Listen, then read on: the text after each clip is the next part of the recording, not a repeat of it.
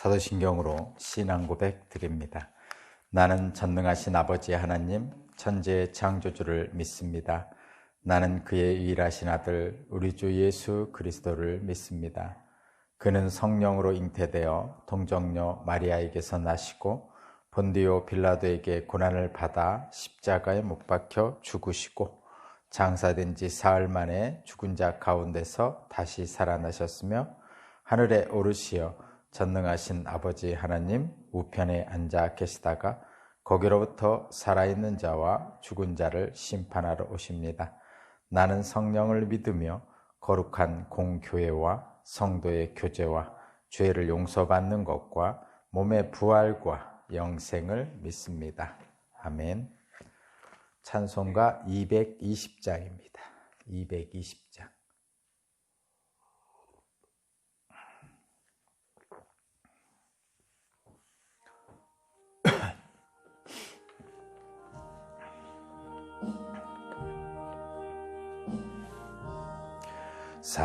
사랑하는 주님 앞에 형제자매 한자리에 그 신은혜 생각하며 즐거운 찬송 부르네.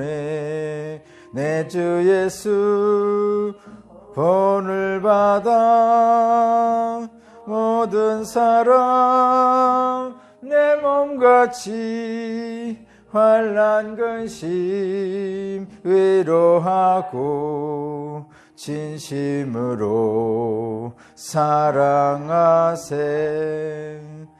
사랑하는 주님 앞에 온갖 충성 다 바쳐서 괴로우나 즐거우나 주님만 힘써 섬기네.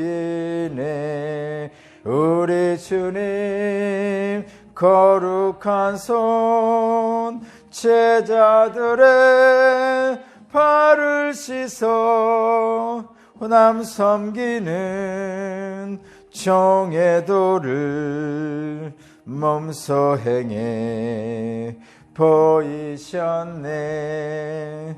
사랑하는 주님 예수 같은 주로 섬기나니 한 피 바다 한 몸 이룬 형제여 친구들이여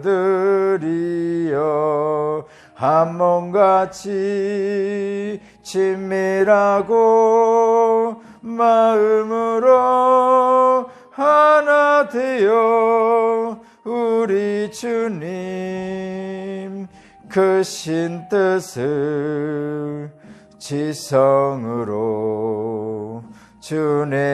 준행하세. 아멘.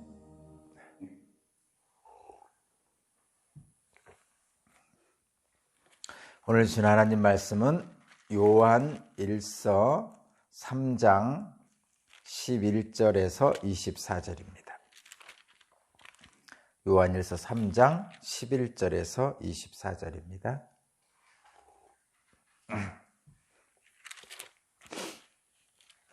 요한일서 3장 11절에서 24절까지 말씀을 제가 봉독하겠습니다. 여러분이 처음부터 들은 소식은 이것이니 곧 우리가 서로 사랑해야 한다는 것입니다. 우리는 가인과 같은 사람이 되지 말아야 합니다. 그는 악한 자에게 속한 사람이어서 자기 동생을 쳐 죽였습니다. 무엇 때문에 그는 동생을 쳐 죽였습니까? 그가 한 일은 악했는데 동생이 한 일은 의로웠기 때문입니다. 형제자매 여러분, 세상이 여러분을 미워해도 이상히 여기지 마십시오. 우리가 이미 죽음에서 생명으로 옮겨갔다는 것을 우리는 압니다. 이것을 아는 것은 우리가 형제자매를 사랑하기 때문입니다. 사랑하지 않는 사람은 죽음에 머물러 있습니다. 자기 형제자매를 미워하는 사람은 누구나 살인하는 사람입니다. 살인하는 사람은 누구나 그 속에 영원한 생명이 머물러 있지 않다는 것을 여러분은 압니다. 그리스도께서 우리를 위하여 자기 목숨을 버리셨습니다.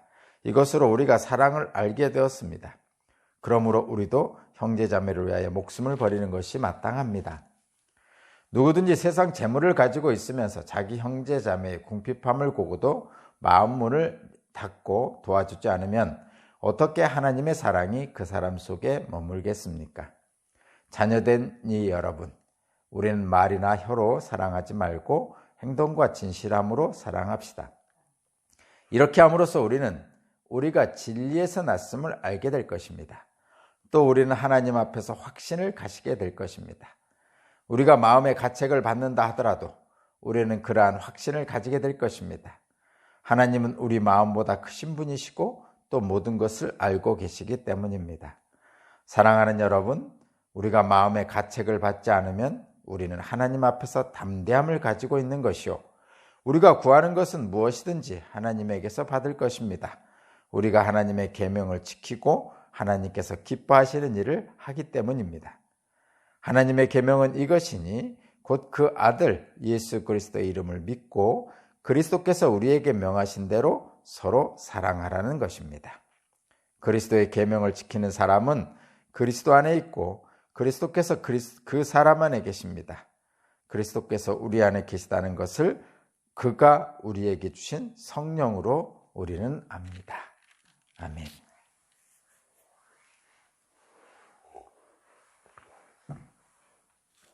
네. 오늘 말씀의 제목은 하나님의 계명인 서로 사랑하십시오 라는 말씀의 제목입니다. 네.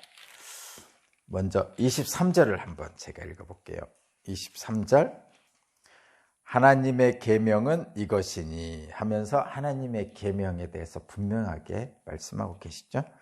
하나님의 계명은 이것이니 곧 그 아들 예수 그리스도의 이름을 믿고 그리스도께서 우리에게 명하신 대로 서로 사랑하는 겁니다.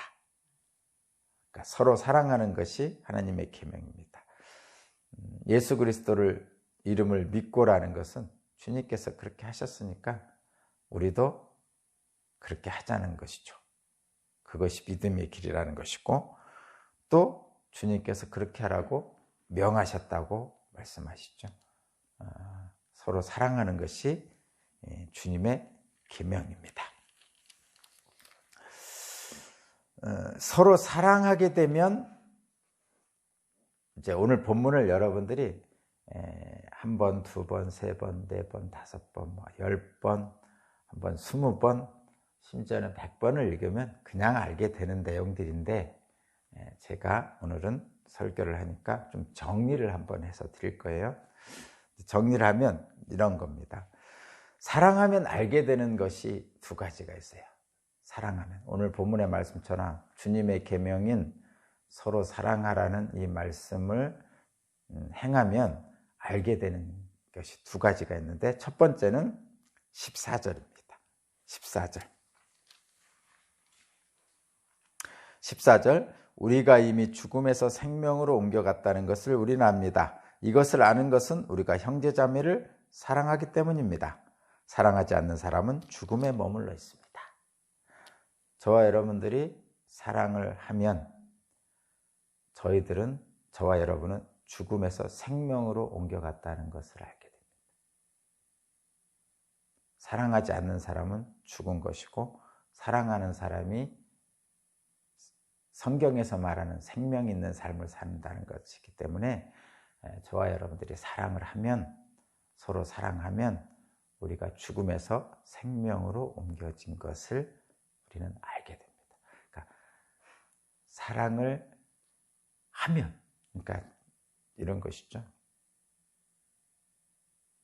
직접적으로 하지 않으면 몰라요. 그러니까 하나님의 말씀이니까, 계명이니까 한번 해보는 거예요. 말하자면 도대체 이게 죽음에서 생명으로 옮겨졌다는 게 뭔가 잘 모르잖아요, 우리는. 그리고 그 생명이라는 것은 성경에서 말하는 생명입니다. 우리 목숨을 얘기하는 거 아니에요? 말하자면, 쉽게 얘기하면 그 생명은 하나님의 형상대로 닮은 자로 사는 자의 모습, 그런 것입니다. 인간적으로 말하면 사람답게 사는 사람.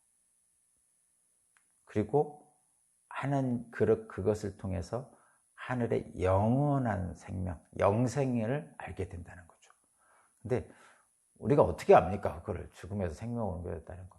직접적으로 생각은 할 수 있는데 직접적으로 알 수 있는 방법은 그것을 하다 보면 그 하는 와중에, 하는 중에 알게 된다는 것이죠. 그래서 명령은, 계명은, 하나님의 말씀은 하는 중에 복을 받고 하는 중에 알게 되고 하는 중에 느끼게 되는 것이지 미리 지식으로 알게 되는 건 아닙니다. 저는 먼저 지식으로 저는 성경을 많이 읽으니까 지식으로 알게 되는데 하다가 보면 실제로 아는 것들은 성도님들이 훨씬 더 잘하십니다. 그래서 뭐 목사님이 또는 성경학자들이 또는 어떤 예언자들이 하나님께 더 가까이 가 있느냐? 그런 건 아니라는 거죠. 그러니까 그를 모르시는 원로 권사님들도 원로 권사님들이 목사님보다 더 하나님께 다가가 있을 수도 있다는 얘기예요. 그래서 그를 알든 모르든 많이 배웠든 못 배웠든 그런 거와 상관없이 하나님의 영원한 생명에 다가가는 것은 누구나 가능하다는 것입니다. 그래서 그것이 복음이에요. 그 일을 해주시는 분은 성령님이기 때문에 가능합니다. 사랑을 하면 죽음에서 생명으로 옮겨진 것을 아는데 그것을 어떠냐? 사랑을 행하는 그 순간에 알게 된다, 이런 뜻입니다. 사랑을 하면 알게 되는 첫 번째는 죽음에서 생명으로 옮겨졌음을 알게 되는 거예요. 사랑을 하면 알게 되는 두 번째 것은 19절입니다. 19절. 이렇게 함으로써 우리는 우리가 진리에서 났음을 알게 될 것입니다. 그러니까 이렇게 한다는 것은 사랑하면 이란 얘기예요. 진리에서 났음을 알게. 진리에서 났다는 것은 하나님으로부터 왔다는 거죠. 비진리는 뭐예요? 거짓의 아비 사탄과 마귀를 얘기하는 거예요. 사탄 마귀를. 그러면 저와 여러분들이 사랑을 하면 우리가 진리에서 났음을 알게 됩니다. 그러니까 사랑을 하다 보면 그 행하는 중에 나는 하나님으로부터 온 사람이구나를 알게 됩니다. 나는 구원받은 사람이구나. 그걸 알게 된다는 거죠. 그것이 사랑을 하며 알게 되는 두 가지를 입니다. 오늘 본문에서 물론 그 두 가지뿐이겠습니까? 그보다 훨씬 많은 것을 알게 됩니다. 그러나 오늘 본문을 정리해 보면 그렇다는 것이고요. 그 다음에 주님의 계명을 지키면, 그러면 이렇게 사랑하라고 그랬는데 알게 되는 것이 두 가지 있다고 그러는데 알게 되는 것이 그렇게 우리 삶에 먹고 사는데 또는 우리 이 땅에서의 삶에 뭔 유익이 있습니까? 이렇게 얘기하는 사람들도 있어요. 근데 실제로 사랑을 하면 알게 되는 이 두 가지는 우리들에게 실제적으로 돈을 준다든가 일당을 준다 이런 건 아니죠, 당연히. 그러나 그의 나라와 그의 의를 먼저 구하라. 그리하면 모든 것을 더하시라고 할 때 그의 나라와 그의 의를 알게 되는 거죠. 그러면 그 나머지는 좀 부차적으로, 부수적으로 딸려오는 거 아니겠습니까? 그런 의미로 여러분 보시면 되고, 그러면 주님의 계명을 지키면 받는 유익이 있습니다. 유익. 주님의 계명을 지키면, 서로 사랑하는 계명을 지키면 받는 축복, 말하자면 축복이 있습니다. 한번 보겠습니다. 먼저 21절입니다. 21절. 주님의 계명을 지키면 받는 유익, 축복 중에 하나는 21절에 사랑하는 여러분, 우리가 마음의 가책을 받지 않으면, 그러니까 사랑하면 우리는 하나님 앞에서 담대함을 가지고 있는 것이다. 그러니까 하나님 앞에서, 그러니까 서로 사랑하라는 주님의 계명을 지키면 하나님 앞에 담대함을 갖게 됩니다. 하나님 앞에 담대함을 갖게 된다는 이런 것이죠. 주님이 재림하실 때 흠없고 온전하게 되라 라는 말이 있잖아요. 그래서 주님이 재림하시면 무서운 사람도 있죠. 심판을 받을까 봐. 또 주님이 재림하시는 것을 소망하고 기다리는 사람이 있죠. 그 중에 주님의 사랑하라는 계명을 지키면 하나님 앞에 담대해진다는 것은 주님의 재림을 소망하는 사람이 된다는 거죠. 당연하죠. 제가 간단하게 예를 들어서 그렇다니까요. 자동차를 운전하고 가다가 신호 위반이나 이런 교통 위반을 하면요, 저 앞에 경찰 복을 입은 사람만 봐도 가슴이 덜컹하는 거하고 비슷합니다. 그러나 저 앞에 음주운전 단속을 하고 있어요. 근데 나는 음주를 안 했어요. 그럼 당당하게 그 앞으로 지나가죠. 이게 비유가 완벽한 건 아니지만 하나님 앞에 담대할 수 있다는 것은 바로 그런 거죠. 하나님의 계명을 지켰으니까 하나님의 앞에 우리는 담대하게 나아갈 수 있는 거예요. 사실은 우리가 계명을 다 못 지키기 때문에 그래도 주저주저 쭈삣쭈삣 하게 되어 있습니다. 그러나 그렇게 계명을 지키려고 애쓰는 우리 모습만으로도 하나님은 우리를 기뻐 받으십니다. 글쎄, 이런 예가 또 맞는지 모르겠지만 우리 애들이 다 서투르잖아요.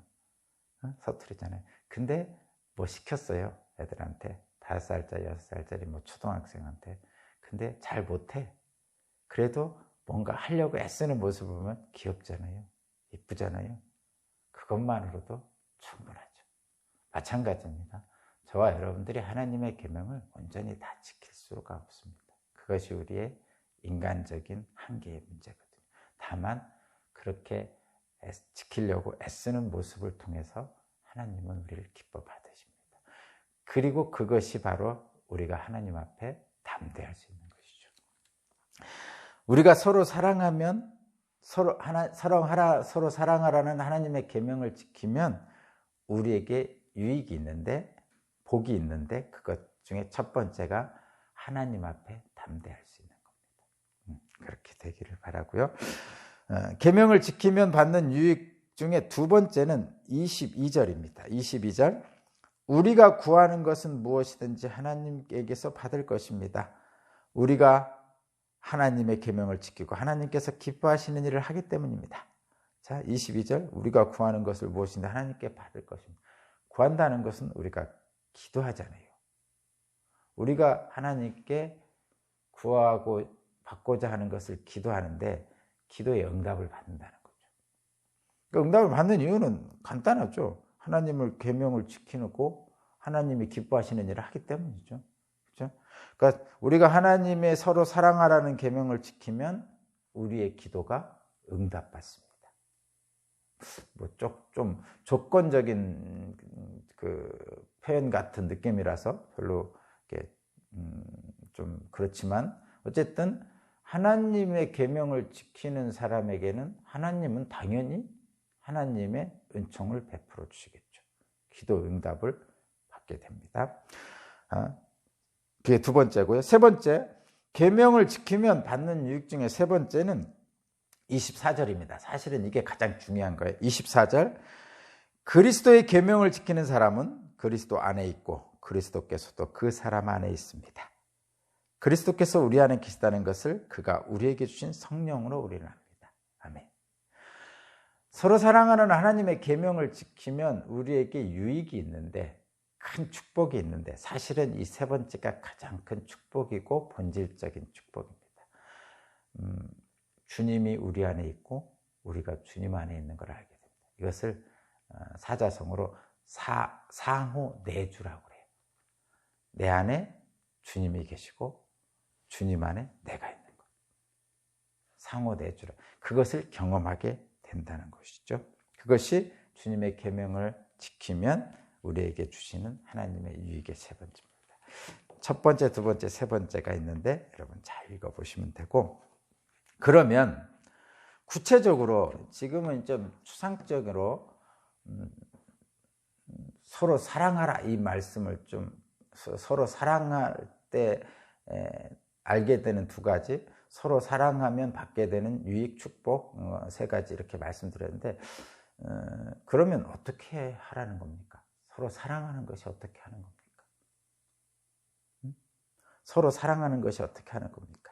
결론적인 부분입니다. 왜냐하면 저와 여러분들에게 좀 구체적으로 현실에서 다가오는 말씀이 필요하기 때문입니다. 자, 거기 16절. 그리스도께서 우리를 위하여 자기 목숨을 버리셨습니다. 이것으로 우리가 사랑을 알게 되었습니다. 그러므로 우리도 형제자매를 위하여 목숨을 버리는 것이 마땅합니다. 그러니까 그리스도께서 우리를 위해서 목숨을 버리셨죠. 그래서 그것을 통해서 우리가 사랑을 알게 됐어요.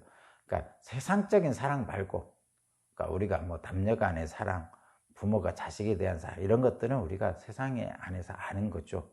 그것은 우리가 애쓰지 않아도 그냥 되잖아요. 그죠? 남녀 간의 사랑 그냥 자연스럽게 되는 거고, 뭐 자식에 대한 사랑도 자연스럽게 됩니다. 근데 그거보다 그것을 더 확대시켜서 더 숭고한 사랑, 어찌 보면 그 사랑의 근원, 그것은 하나님의 사랑이거든요. 그 사랑을 그리스도의 사랑으로 우리에게 보여주신 거죠. 그것은 쉽지 않죠. 우리가 애쓰지 않으면, 의지적으로 행하지 않으면 할 수 없는 사랑입니다. 하늘의 사랑은. 근데 그 사랑을 예수께서 우리를 대신하여 죽으심으로 우리에게 그 사랑을 보여주셨죠.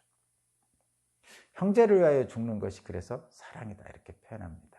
근데 이것은 엄청난 희생이죠. 인간적으로는 행하기 어려운 것이죠. 행하기 어려운 것입니다.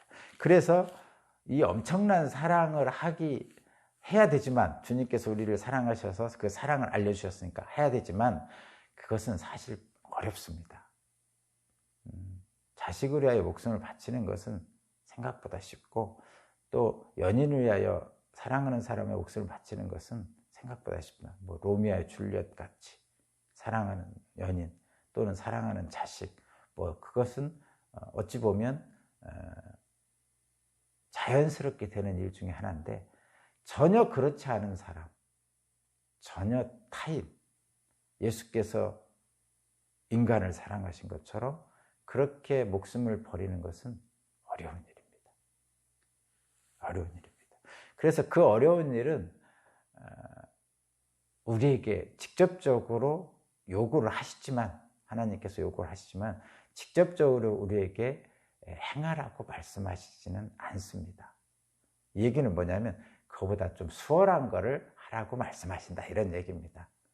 저와 여러분들은 온전하지 못하기 때문에 그렇습니다. 인간의 한계가 있기 때문에. 그럼 무엇을 하라는 것이냐? 그 단계로 가기까지의 전 단계로 좀 수월한 것을 할 수 있게 하십니다. 그것이 17절, 18절이에요. 이게 현실적인 겁니다. 17절, 18절. 누구든지 세상 재물을 가지고 있으면서 자기 형제자매의 궁핍함을 보고도 마음 문을 닫고 도와주지 않으면 어떻게 하나님의 사랑이 그 사람 속에 머물겠습니까? 자녀된 여러분은 말이나 혀로 사랑하지 말고 행동과 진실함으로 사랑합시다. 아멘. 자, 목숨을 버리는 것도 희생이고요. 사실은 재물을 누군가에게 나누어주는 것도 희생입니다. 어떻게 보면요, 재물은 목숨 같은 겁니다. 자, 예를 들면 이렇게 보죠. 하루 일당을 10만 원 번다고 생각해 보세요. 그러면 하루의 목숨값입니다. 재물이. 잘 생각해 보면 그렇죠? 하루 종일 일해서 일당을 10만 원 받는다면 오늘 하루 나의 목숨값으로 10만 원을 받은 거죠. 물론 그것으로 내일의 목숨을 유지시키는 거죠. 오늘 하루 열심히 일해서 나머지 시간들을 그 얻은 재물로 또 다른 삶을 살게 되는 거예요. 그런 의미가 있습니다. 그래서 이 재물은 사실은 목숨과 바꾼 것이라고 생각해도 좀 그렇게 다르지 않을 정도입니다. 그래서 재물에 그렇게 목매는지도 모르겠고 그렇습니다. 그렇다면, 그렇게 생각한다면 이 재물을 나누어 주는 것은 큰 희생입니다.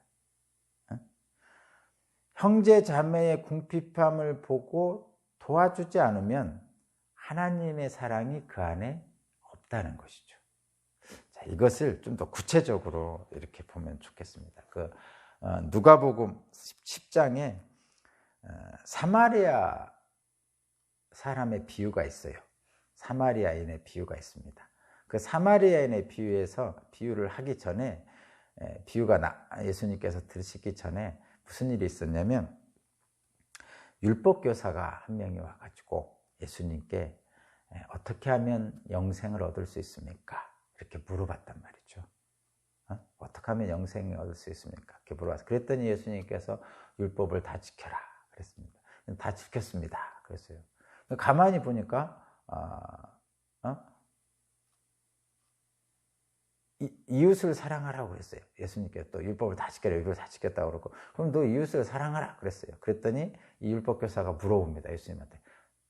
이웃을 사랑하라고 말씀하셨는데 누가 내 이웃입니까? 이렇게 물어보는 거예요.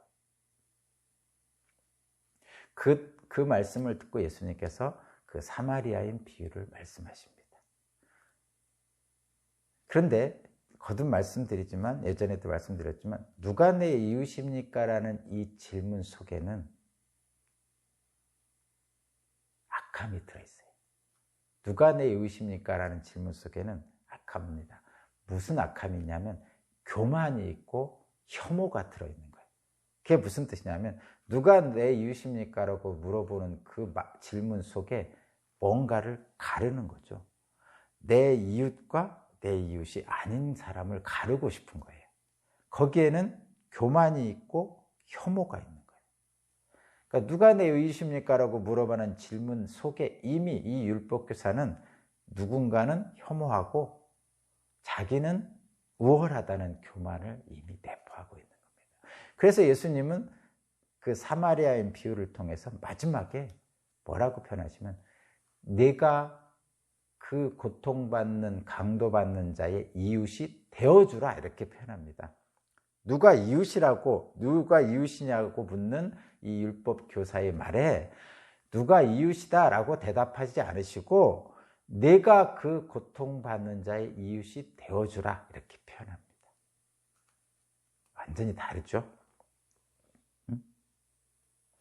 그래서 예수님의 이 말씀은 고통받는 자의 이웃이 누구입니까? 라는 질문입니다.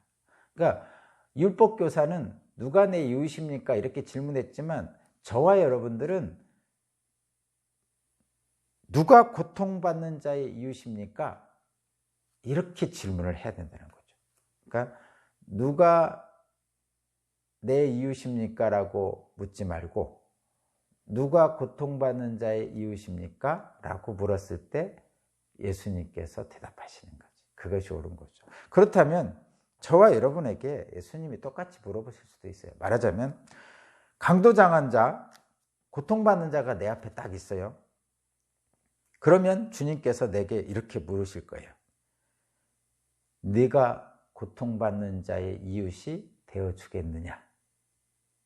이 물음이에요. 선한 사마리아인 비유에서 말씀하시고 계신 것은 그 고통받는 자, 강도받은 자가 네 앞에 있을 때 너는 그 고통받는 자의 이웃이 되어주겠느냐?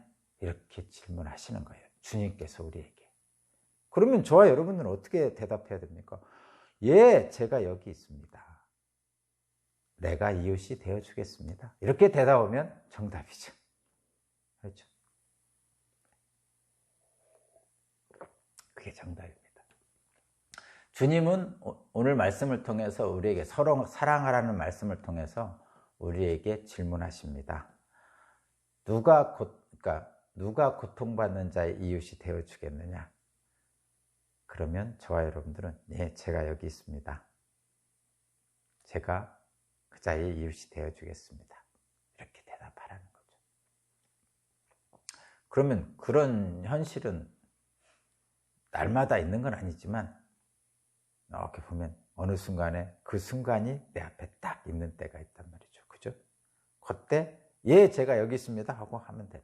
그러니까 주님이 직접적으로 여러분에게 뭐 귀에 들린다든가 뭐 이렇게 안 할 수도 있어요. 그러면 누가 저 고통받는 자의 이웃이 되겠느냐라는 질문은 어떻게 옵니까? 저와 여러분들에게. 그 현장에 우리가 있을 때 바로 오는 거예요. 내 눈에 고통받는 자가 보였어요. 그러면 보이는 그 순간 주님은 우리에게 물으시는 거예요. 누가 저 고통받는 자의 이웃이 되겠느냐? 라고 물으시는 것이죠. 그렇게 느끼는 것이 영적 민감성입니다. 영적 민감성. 그때 그 장면에 주님이 생각난다면, 그렇게 물으시는 주님이 생각난다면 예, 제가 여기 있습니다 하고 가서 하면 되는 거죠. 그것이 서로 사랑하는 겁니다.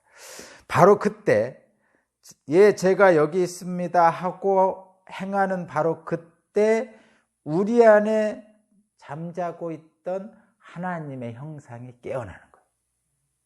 그것이 생명이죠. 죽음에서 생명으로 깨어나는 거죠.